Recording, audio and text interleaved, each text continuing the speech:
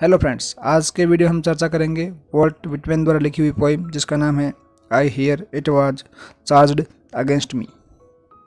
इस पोइम में पोइट को लोगों द्वारा दोषी ठहराया जाता है, उस पर आरोप लगाए जाते हैं।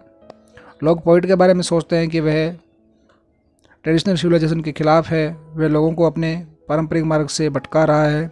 लोगों को ऐसा लगता है कि पोइट इन सभी रूल्स को ख़त्म करना चाहता है। पोइट कहता है, I hear it was charged against me that I sought to destroy institution. इस लाइन में पोइट कहना चाहता है कि मुझे ऐसा लगता है कि लोग मेरे खिलाफ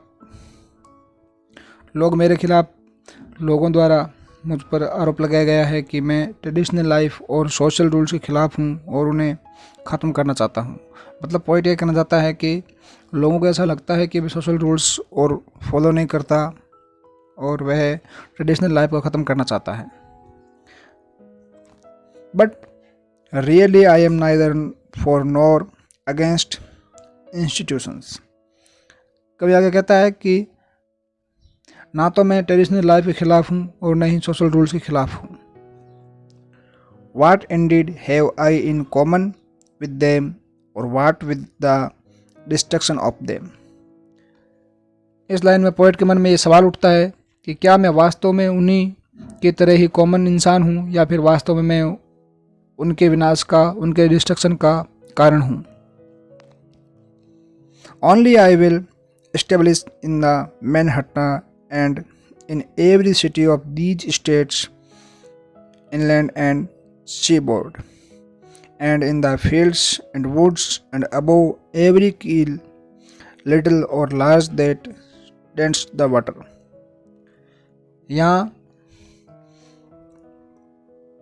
मैनहट्टा के टापू का नाम है। पोइट इन लाइनों में कहना चाहता है कि मेरी तो केवल एक ही इच्छा है कि मैं पूरे अमेरिका में एक ही संस्था की स्थापना करूं और इसकी शुरुआत में मैनहट्टा टापू से करना चाहता हूं। मैनहट्टा टापू से होकर सभी सिटीज़ में से, चाहे फिर वो समुद्र के किनारे तटीय इलाकों में हो या फिर समुद्र से दूर या फिर गाँव में या फिर जंगलों में या फिर पानी पर तैरते हुए छोटे बड़े जहाज जो पानी को चीरता हुआ आगे बढ़ता है, हर जगह पोइट एक ही संस्था की स्थापना करना चाहता है जो है मित्रता और एकता की स्थापना।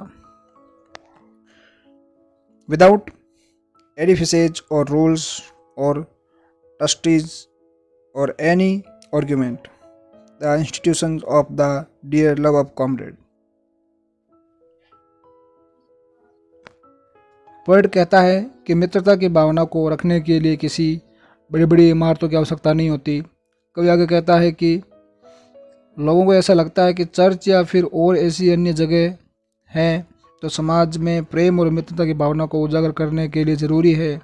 लोग सोचते हैं कि कोई भी काम एक अच्छी जगह संपूर्ण होगा तो ही उसके साथ अच्छा घटित होगा, अन्यथा नहीं।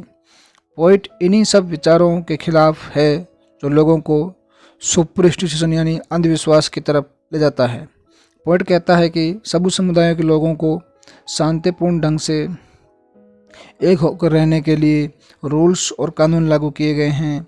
इस पर पोइट कहता है कि जहाँ पर मित्रता और प्रेमचार्य का भाव होगा उस समाज या आदर्श राज्य में इन सभी रूल्स की ज़रूरत नहीं होगी और इनकी देखरेख के लिए किसी रखवाले या पुलिस की भी ज़रूरत नहीं होगी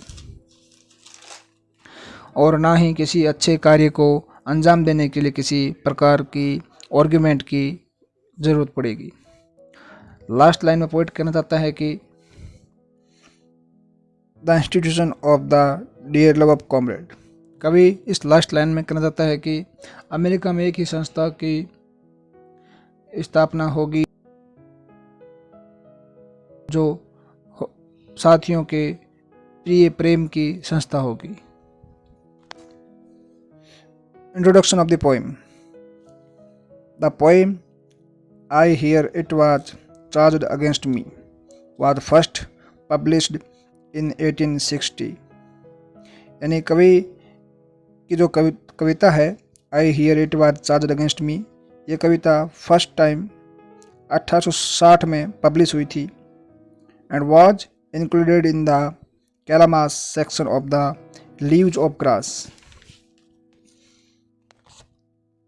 और इसे लीव्स ऑफ ग्राफ्स कविता संग्रह के कैलामास संभाग में सम्मिलित किया गया। The title itself suggests that there was some charge against Whitman as a destroyer of the established social institution। इसका शीर्षक स्वयं ये दर्शाता है कि विटमैन के विरुद्ध समाज की स्थापित संस्थाओं को नष्ट करने का आरोप था।